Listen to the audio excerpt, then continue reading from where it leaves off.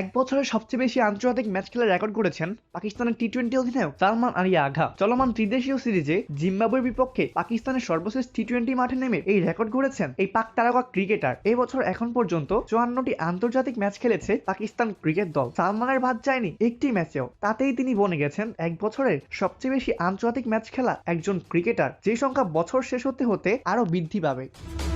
এতদিনে এই রেকর্ড ছিল মহেন্দ্র সিং ধোনি, রাহুল দ্রাবিড় ও মোহাম্মদ ইউনুসের দখলে। তিন কিংবদন্তি এক বছরে 53টি করে ম্যাচ খেলে রেকর্ড গড়েছিলেন। ইতিহাসে প্রথমবার বছরে 50 ম্যাচ খেলার অভিজ্ঞতা গড়েছিলেন সচিন টেন্ডুলকার। তার রেকর্ডটি ভাঙেন দ্রাবিড়। এক বছরে 52টি করে ম্যাচ খেলার রেকর্ড আছে ল্যান্স লুজার, পল কলিংউড ও অ্যাঞ্জেলো ম্যাথিউসেরও।